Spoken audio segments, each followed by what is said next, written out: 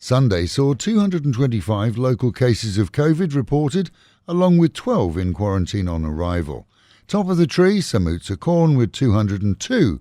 Bangkok coming in second though with 17. This after Friday saw COVID surveillance ramped up in the capital with the concern that with less travel restrictions, Bangkokians will leave their region and could possibly take the virus to cleaner areas, usually without even knowing that they have it themselves. With asymptomatic cases a huge concern globally, here, regions like our own saw numerous Bangkok-plated cars arriving for the weekend, with many welcoming the business but worried about the underbelly of the virus. The government's confirmed that Thai people will begin receiving COVID shots from June onwards, with the promise of 5 million vaccinations per month. This after delays due to spats with EU countries, where the vaccinations were being sourced and had been ordered, but had been blocked in some cases by the EU itself. The local Thai production centre, Siam Biessence, founded by His Majesty the late King Rama IX, is due to go into full and approved production. Non-Thais too will soon be able to purchase vaccinations from hospitals and possibly doctors paying privately. With more interest here on the method used to test for COVID, we covered the full procedure on our YouTube channel, and you can catch that via the link on our Facebook, that's facebook.com/fabulous103, or visit alwayspattaya.com. Protests in Burma over the weekend saw thousands take to the streets in numerous cities, including some close to the Thai border.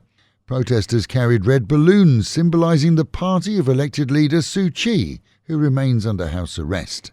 In Burma itself, internet services have been restored, but at a slug speed, which is still seeing problems for internet chat and mail.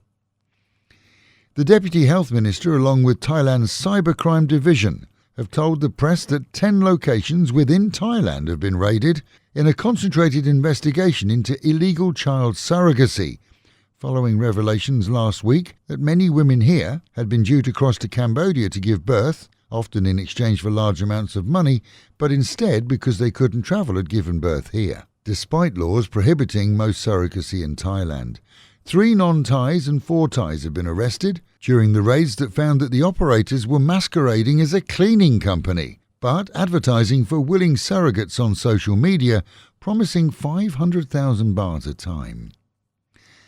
Meanwhile at home, and in Pattaya, the events last week that saw the arrest of a deputy bank manager who'd been scamming customers with various fake products is going into overdrive, as Kasikorn Bank's own security team are likely realising that one man couldn't have pulled off the multi-million baht scam on his own.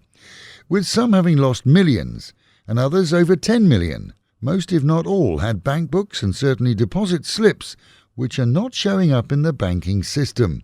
With the ex-manager now behind bars, the questions remain as to where the money is and also how he managed to bypass the bank's security system and deal with dozens of customers without being caught before. We're given to understand that the bank is working to try to secure cover for losses that can be proven, and they've interviewed most if not all of those so-called ghost account holders involved. The city was far from dead this weekend despite media descriptions elsewhere, with out-of-towners hitting the popular venues and expats here out and about too. Many areas and beachside venues were actually busy, as more and more businesses work to reopen. Walking Street too has a smattering of clubs and bars welcoming customers, and those beachside haunts where people flock to take selfies had full car parks. And we can expect a busy 3-day weekend this coming weekend, after the government declared Friday as a special public holiday to celebrate the Chinese New Year. Events and markets will be open here for sure, and it's not just those with Chinese blood that will be attending, as usually these celebrations are very busy with Thais and non-Thais as well. Smog levels dropped here after a vile weekend for air quality. This morning we're in the amber, which indicates improvement. 96 is Pattaya's reading, 83 in the capital. And with the reminder, mitts, masks and meters, wash your hands, wear a mask and keep social distancing. And the Met Office promising highs today of 31, dropping down to 23, an overcast day, with the promise of showers at some time this week. That is the local and national news from Fab FM. For videos and of course to keep up with Fabulous Pattaya, visit alwayspattaya.com.